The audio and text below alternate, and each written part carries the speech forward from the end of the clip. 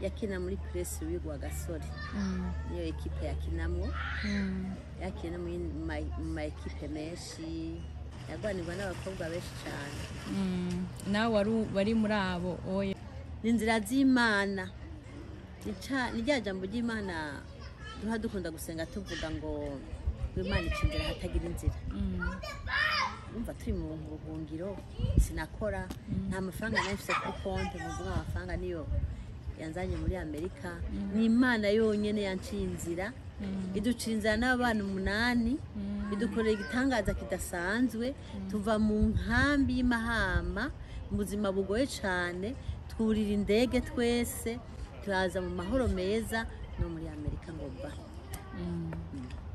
wow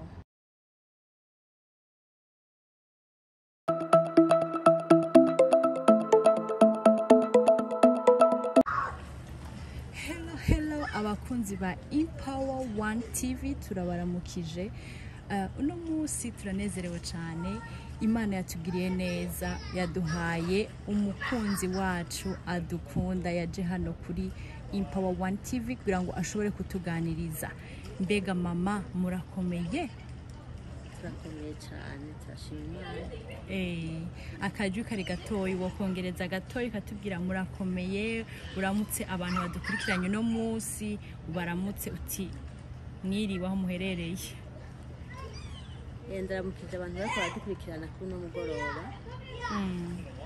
ndabaramukije mu izina rya Yesu Kristo amen amen muherereye hose ego ari mwiriwe cyane mwaramutse ego turaramukije natwe kandi dushimira abantu bakomeza kugira subscribe like share and comment nukuri Imana ibaho umugisha kandi bahezagire cyane so twagomba dutangure dusenga imbere y'ibindi bintu byose kandi urahawe karibu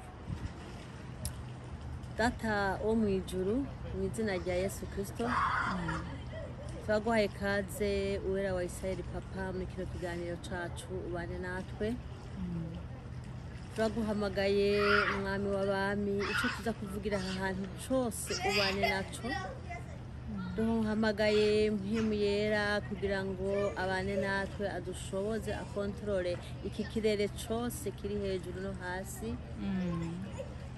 kugira ngo icyo dutumbereye kwigisha abantu kigende neza mu mitima y'abantu kugira ngo ikiganiro cacu nikigende gutyo igico gikoze mu bantu igico gikoze mu mitima y'abantu igico gikoze mu bugingo bw'abantu benshi mwami baza kucumva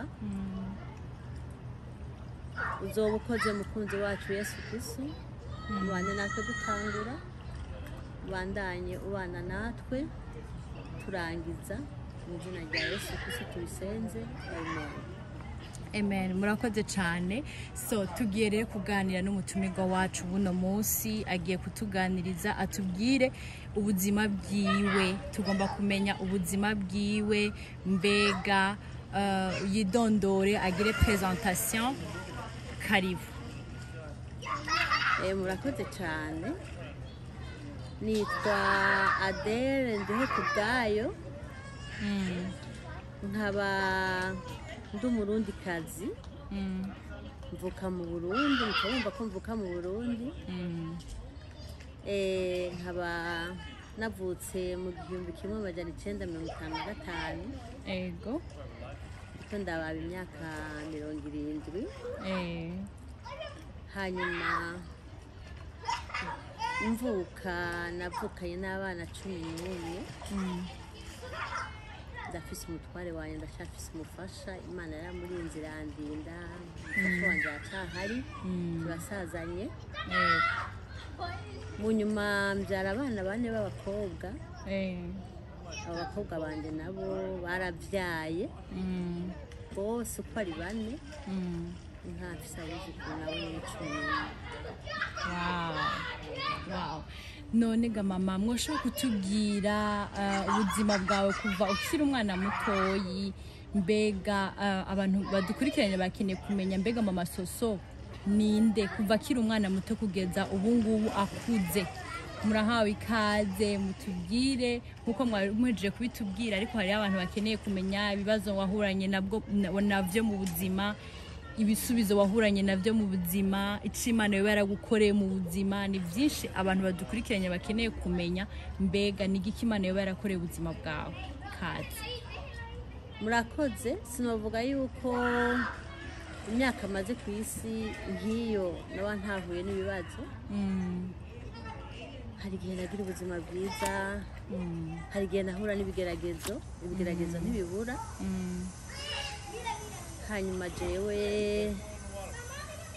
ababyeyi banje bambyariye mu Cankuzo mu Burundi, ahantu hitwa mu Cankuzo. Aho hantu hari nasanze hari ku ngoma y'icami. Data yaratwara, yari umutware w'abami. Aratwara mu Cankuzo, mugabo mvuka data atwara. Aho hantu barambariye, data yigeze kumbwira inkuru ikomeye cyane, ngo hari abarozi benshi cyane mu Cankuzo. Icyo gihe ngo hari abarozi benshi, hari n'abaguruka ku rutaro. Data yigeze kumbwira ko hari n'abarozi baguruka ku rutaro mu Cankuzo. Ariko atubyaye turi abana niho twese twavukiye. Aho mu Cankuzo niho twese twavukiye, kuko twari abana 11. Umwana umwe niwe yapfiriyeyo, yitwa Jean, niwe yapfiriyeyo. Nuko dusigaye turi abana 10. Dusigaye turi abana 10, tuva mu Cankuzo turi abana 10 turi bazima. Data akazi karahera, aratwarura. Atwaruye duca tuza mu gihugu cy'u Burundi, ahantu hitwa Muyinga. Turahazi Muyinga naho nyene. Tuhageze turaho ubuzima busanzwe. Genda ari umwana muto, nafise nk'imyaka 6. Turabaho ubuzima butoroshe, kuko urumva ko data yari umutware. Ariko Muyinga twahabaye ubuzima butoroshe, kuko nta kazi yari afise. Mu nyuma papa araronka akazi. Aronse akazi, abana b'abahungu twavukana arabasabira amashuri bariga. Hama nanje papa wanje andungika kwiga i Bujumbura. Nza kuba ku mutante wanje akurikirana na mama ahantu Ngagara.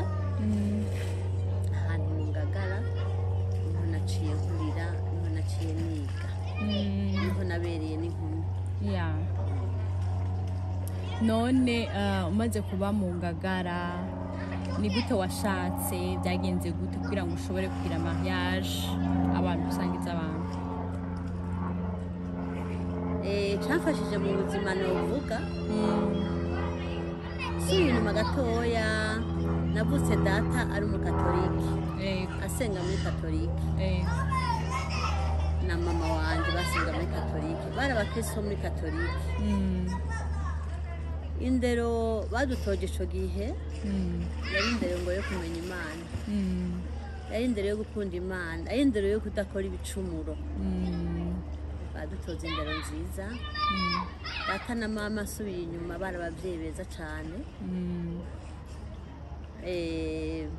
Barakunda gusenga, barakunda Imana, kandi n'ukuri babana neza cyane. Si ababyeyi bagwana, si ababyeyi batukana, n'ababyeyi babana neza cyane. Arico bapfuye ntitwakimenya, cyabera mu cumba. Arico bashaka guhanurana ntitwakimenya, cyabera mu cumba. Nakuze ntabona mama na papa bagwana, nakuze mbona mama na papa babana neza nk'abakristo bo muri katolike. Iyo ndero rero niyo yafashije mu buzima bwanje bwa mbere, kuko urumva ko nakuze data na mama bantoje indero. Hanyuma aho mviriye i Muyinga nkaja mu gisagara i Bujumbura, nabonye ubuzima buhinduka, nabonye ubuzima buhinduka. I Bujumbura hari ibishuko byinshi. I Bujumbura niho nakuriye mbi inkumi. I Bujumbura hari hagoye kuba ku mwana w'umukobwa. Ariko Imana yarahamfashirije. Imana irahamfasha. ngo umukobwa ababyeyi bishimira, ngo umukobwa w'indero, indero nahawe n'ababyeyi ndayigumana, ndahaba, ndiga. Novuga ko iyo umukobwa ariko arakura abamurondera baba benshi, abasore bamushaka baba benshi, ariko jewe uwashaka wese namuhakanira, sindakura ntaragera, ngomba kurindira nkiga ngaheza ngakora hama nkabona kurondera umufasha. Mfise imyaka 19 niho nahuye n'umusore mba mu Ngagara, umusore yitwa Ndikumana Mosi. Uwo musore yari umukinnyi w'umupira, yakina muri press wigwa Gasore, niyo ekipe yakinamwo, yakina mu ma ekipe menshi.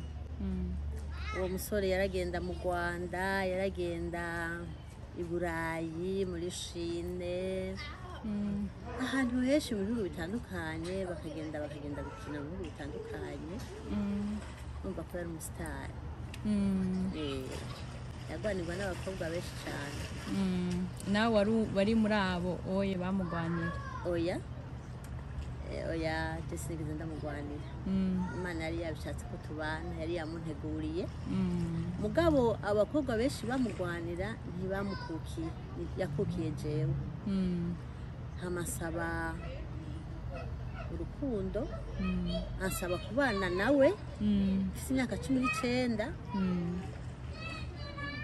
Bazi ko abigeme mu ndero bafise ntibakunda kwemerera abahungu ubwo nyene. Urabanza ugatohoza, ukabanza ukiga, ukabanza ukiyumvira. Musanzwe je sari bwakizwe, umva ko nasenga muri katolike, sari bwamenye gusengera umugabo. Imana yonyene yo mwijuru niyo yamfashije, impuwo mufasha, kuko nari mu katolike sinamusengeye, nabandi ko ndabesha. Namusengeye mu nyuma amaze gukizwa, hanyuma mu nyuma ndamwemerera. Fiançaye yacu yamaze amezi 3, ukwezi kugira 4, turabana, tugira mariage, turabana. None ko amezi 3 yabaye makeya kuri fiançaye, wari wamaze kumwiga ko, wari wamaze kumumenya neza nyene, hahandi uvuga uti jewe ndadesize kubana nawe? Hajya biragoye kwiga umuntu, umuntu agira imfuruka nyinshi. Mu mwana w'umuntu hajya kugira ngo wige umugabo biragoye, umusore muzokubakana kugira ngo wige biragoye. Umwana w'umuntu agira ivyumba vyinshi muri we, mu mutima wiwe, kandi ivyo vyumba yo muri fiance ntabikwereka, arabikunyegeza, akwereka ivyiza gusa, kuko bavuga ko abari parakoresha. Umuntu akoresha nakwereka ububi bwiwe, kandi kubitora biragoye. Ikindi kintu novuga, umukobwa wese ariko arondera umufasha, yibaza yuko ariko arondera umufasha w'ingeso nziza 100%, ntawe uhari. Nta mukobwa w'umumarayika, nta muhungu w'umumarayika, nta muntu atunganye uzoronka umufasha 100%. Agira amakarite akagira n'amadefu. Umuntu wese agira amakarite akagira n'amadefu. Hanyuma wewe ico gihe uzomwihanganira amadefu yiwe, nawe akwihanganira amadefu yawe, hamuce bugufi mu bandi. Ego niko bimeze, biraryoshe cyane. None mwaciye mubana, hanyuma mumaze kubana tukomeze intahe, twari ko turaganira. Hanyuma tumaze kubana, icamfashije cyane gose, ntaravyara n'umwana n'umwe, kuko twagiye kuba mu Kinanira ku Musaga, niho twaba. Hanyuma jewe icamfashije nuko nagiye gukora, akazi ahantu akazi ka mbere nakoze nkiri umukobwa nakoze muri Genesis Sport nari umuririmbyi muri Genesis Sport iririmbira igihugu ego nakorana naririmbana n'abacanco ba misi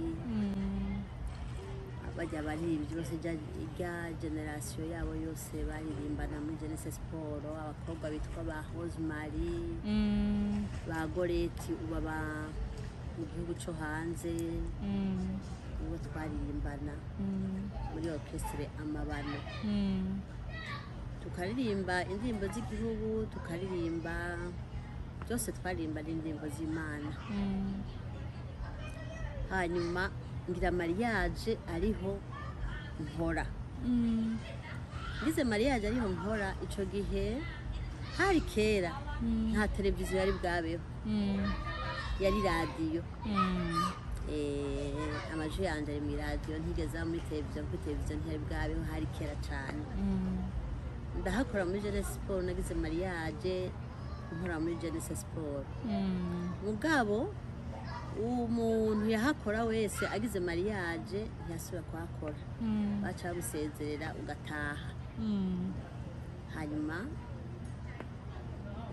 baransezerera kuko ngomba ngire mariage kuko numva yuko umuntu agomba agire mariage bamusezerera agataha baca baransezerera ndataha amucanza gukora ahantu kuri centre artisanale ku Musaga yewe gukora ahantu kuri centre artisanale ku Musaga ndahakora aho hantu n'ahantu hazwi cyane iyo sosiyete yari yazanywe n'abadamu babiri b'Abafaransa baraza guteza imbere umugore baza guteza imbere umukenyezi bakora ibintu byiza cyane rwose kugira ngo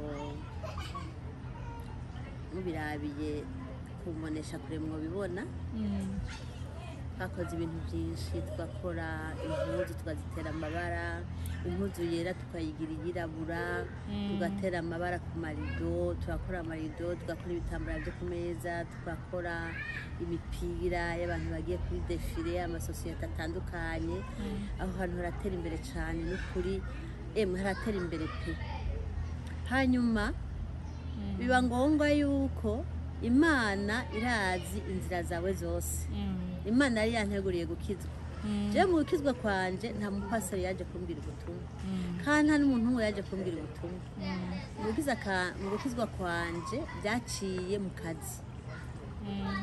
mu kazi nta hantu n'umwe yaje kumbwira ubutumwa haragera igihe ndonka akazi gasumba ko nari mfise muri onje yitwa action contre la faim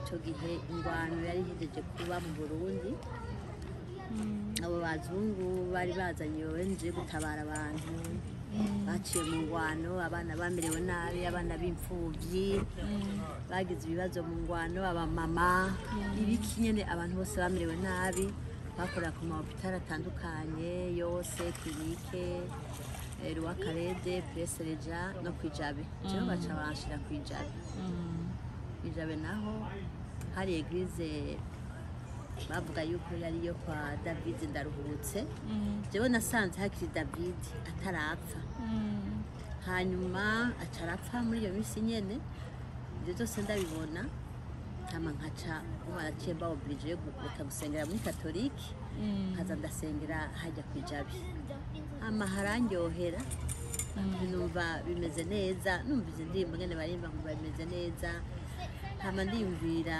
ikindi kintu cyane niyumviriye rwose n'ukuntu bavuga ijambo ry'Imana nkibuka ko muri katolike ijambo ry'Imana nta rimwe ntaryo twari tuzi ntaryo twamenya patire rero ahagaraka dusomera ijambo ry'Imana ubwo ntitumenye iyo rija niyo riva ariko ahandi batubwira ati murondeye igitabo cyitwa Bibiliya yera hanyuma ninasoma namwe musome uko dusoma ijambo iyo uri kurasoma ijambo hamana cyengura Bibiliya uko uri kurasoma ijambo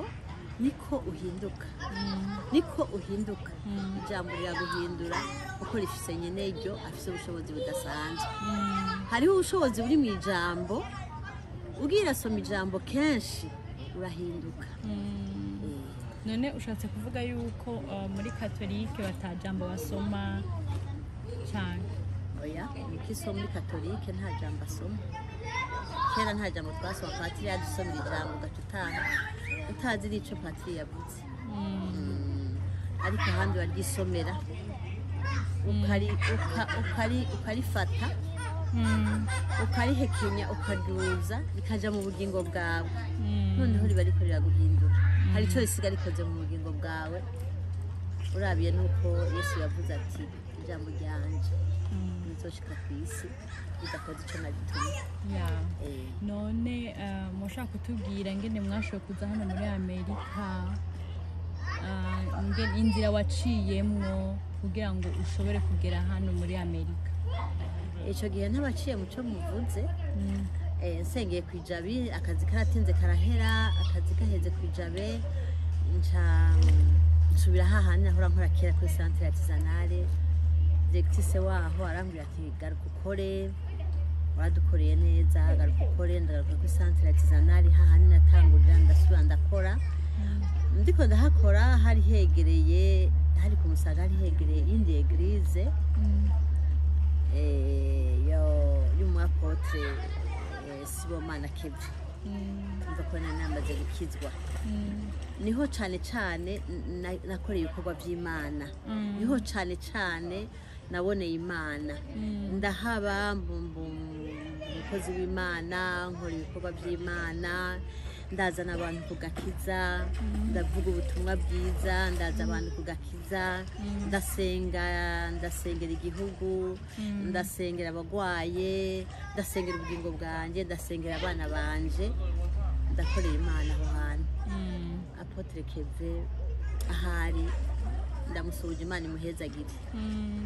Ego twakoranye igikorwa cy'Imana kimeze neza cyane, kandi akunda Imana, kandi aciye bugufi. Cyo ndamukundira no guca bugufi kwiwe. N'ubundi Pastor Lopez, abantu twakoranye aho hantu, n'abandi ba mama niwe ndavuga amazina. Ego hanyuma rero ndahava ndaronka passion mu kazi. Akazi karahera nshaje, tambandanya nkora umurimo w'Imana gusa, ndihebera umurimo w'Imana. Imana nayo iramfasha ibintu byinshi cyane. Niho naboneye Imana, niho naboneye gukora kw'Imana, niho nabonye ko wakoreye Imana atazotaha. Niho rero abana banje nari mfise, abari barahejeje kwiga, bari bararongowe bose, siganye umwana umwe w'umuhererezi. Umwana umwe w'umuhererezi yiga muri universite, na rose passion yiga mu mwaka wa 2 muri universite. Kandi aho hantu higa hari amahera menshi cyane. Noneho ntangura kwibaza icyo ngire nzorera abana, ntangura kwibaza n'umufasha wanjye ntiyakora nawe nyine yarose pasi imbere yanje. Ku mugabo we yakora ibyiwe, ariko hasazi yarabihagarika, nende ndabihagarika, twicara mu nzu, twasaza bicaye mu nzu. Umugabo ntangura kubwira Imana ibibazo byanje, ntangura no kuraba imbere n'inyuma, mbona sinzoronka amafaranga yo kurira umwana ishuri, sinzoronka amafaranga y'ubuzima bwacu. Ariko icyo gihe cyose Imana yangwaniye. Imana yagiye ifasha muri byose. Imana yafasha nkabona amafaranga ndihira umwana ishuri, kandi yari menshi cyane, y'amajana 200. Umwana wanje ariga muri universite wanyuma w'umuhererezi. Ndatangura kubona Imana, aho narahaboneye Imana cyane. Imana yafasha mu bintu byose. Sinatega amaboko, sinasega. Mva mu gihugu cy'u Burundi ngenda mu gihugu cy'u Rwanda. Igihugu cy'u Rwanda nja ahantu bita Mahama, naho nahaboneye ibintu byinshi. Ndahashitse nshikira mu shengero rya Agape, sinicaye, ndahakora ibikorwa by'Imana. Kandi twakora ibikorwa by'Imana, twari dutunzwe n'amasengesho, nta kintu cyari kidutunze. Nja mu shengero ryitwa Agape, turakorana n'abandi bakozi b'Imana benshi cyane, ba Domina, barewokadiya bapasiteri gahungu abapasiteri claude ndabaramukije n'ukuri apotre claude pasiteri gahungu na domina na rewokadi na mami n'undi yitwa mami twarakoranye nabo ibikorwa by'Imana tukazinduka ku musozi mu saa 10 badutunzwe n'amasengero tukazinduka ku musozi saa 10 tugasenga icyo gihe nari mfise abana benshi nari mfise abana turi kumwe batarabi wanje n'umuhereze wanje umwe nari ntunze abana benshi mu nzu tukagenda tugasenga abana bakorera Imana babaririmbyi barasenga noneho Imana yo mwijuru ntayiko dukora kandi ntayiko gushikana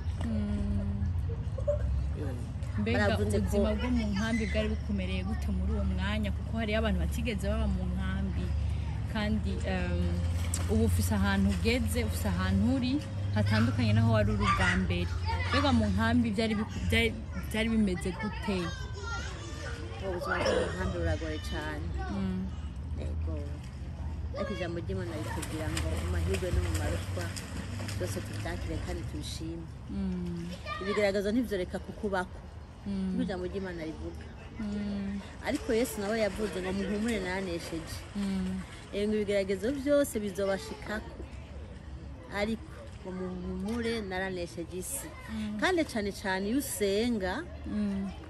usenga ukaririmba ugasoma ijambo ry'Imana ukaba umukristo ibyo byose ntacyo bigutwara urarema Imana urarema Imana ikagufasha murakoze cyane Imana ibahe umugisha so rero mwotubwira ngene mwageze hano muri Amerika nukuri atari Imana yo mwijuru yabikoze sindabizi nta kintu nakoze kugira ngo mbe ndigaha muri Amerika nabo bana banje bose twari kumwe twari abantu 8 barazananye twese n'inzira z'Imana ni rya jambo ry'Imana duha dukunda gusenga tuvuga ngo Imana icindira hatagira inzira umva turi mu buhungiro sinakora nta mafaranga nafise kuri konti muvuga amafaranga niyo yanzanye muri Amerika ni Imana yonyene yanciye inzira iducira inzira n'abana 8 idukorera igitangaza kidasanzwe tuva mu nkambi y'Imahama mu buzima bugoye cyane twurira indege twese turaza mu mahoro meza no muri Amerika ngo ba wow Imana ni gitangaza warabonye Imana nyabonye Imana ego so none n'igiki woshobora kubwira abantu badukurikiye ukababwira uti jewe vraiment narabonye Imana muri ubu buryo kazi hariho ikintu cya mbere nubwira abantu bose umuntu atarakizwa nakizwa yakire Yesu nk'umwami n'umukiza mu bugingo bwiwe ari ugwaruka ntirutwagwe n'isi isi irimo ibintu bishuka abantu byinshi cyane kandi biryoshe koko ngo inzira ija mu ijuru n'inzira ifunganye ariko ngo inzira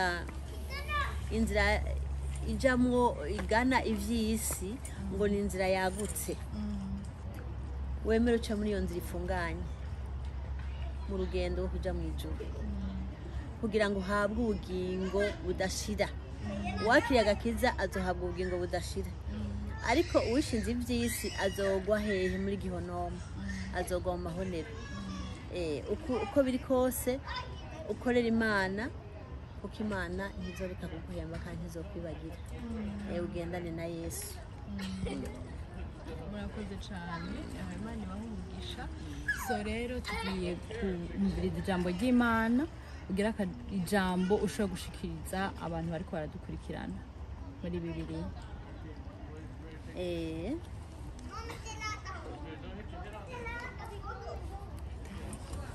ego reka dusome ijambo ry'Imana nkunda cyane rwose ijambo ry'Imana riri muri Bibiliya yera riri muri Yosuwa igice cya mbere umurongo w'8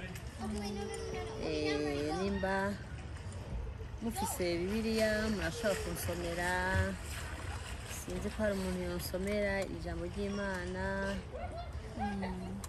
ni muri Yosuwa igice cya mbere umurongo w'umunani. igice cya mbere umurongo w'umunani haravuga ngo ibiri muri icyo gitabo cy'ibyagezwe ntuzubikure mu kanwa kawe ariko uze wame ubirimbura ku murango no mu ijoro. Ezaho ijambo ni Yesu. Yesu ni ijambo. Hanyuma ijambo naryo rigira ububasha bwa nyenaryo. Iryo jambo ry'Imana riri muri Bibiliya rigira ububasha kuko ni iry'Imana. Ijambo ni Yesu. Iyo wakiriye ijambo uba wakiriye Yesu mu bugingo bwawe.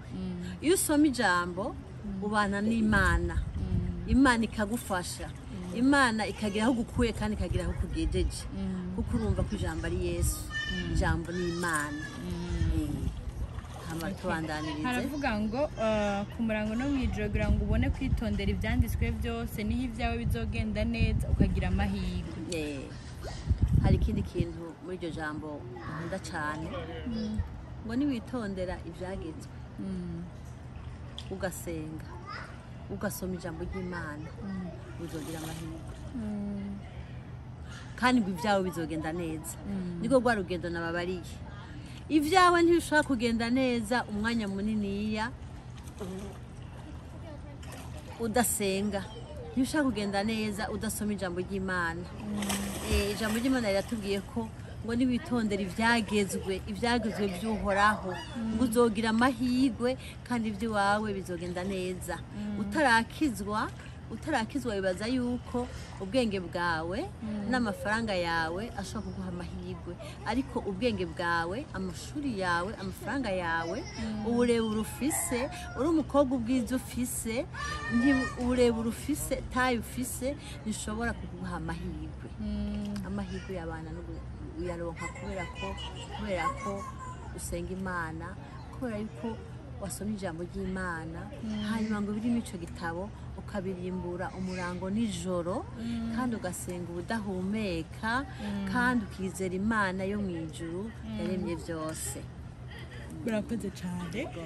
Bari bahugugisha bure turashaka kugira ngo mudusengere turangize ikiganiro cacu. Turashimiye abakunzi bacu bashobora kudukurikirana n'ukuri mwavyumviye mwebwe nyene ntaco mfise co kongeraho, ariko Imana ibaha umugisha. Reka dusenge turangiza. Imana ibahezagire. Reka dusenge. Imana yo mu ijuru, twatanguranye nawe dusenga Mana, twagira turangize dusenga wera wese papa, tuguhamagare nk'Imana. Mana, amajambo yawe avugiwe mu kino kibanza ari muri Yosuwa rimwe avuga ijambo ryawe. Ndakwinginze iryo jambo ribe mu bana bawe, ribe mu bwoko bwawe, ritubature mwami w'abami, ridukize ingwara mwami w'abami, ritubohore ababoshwe, rizane abatakuzi bakumenye. Nicyo jambo ryawe rivuga, ndetse ko wavuze ngo wewe ngo uzoherekeza ijambo ryawe kugira ngo rizoshike ku isi rishikije ico waritumye. Niyo mpamvu ijambo ryawe risohotse muri kano kanwa kacu nk'ibikoresho byawe. Ndakwinginze rero Mana yo mu ijuru ngo ribe mu mitima y'abantu, ribe mu bugingo bw'ubwoko bwawe. Mana, tugiye kuva muri kino kibanza, utugirire neza, ubane natwe mwami, udushoboze mu rugendo ruja mu ijuru, kandi mwami dusabye ngo uzoduhe iherezo ryiza, uturaga ubugingo budashira. Amen. Amen. Murakoze cyane rero, Imana ibahezagire. Ciao ciao.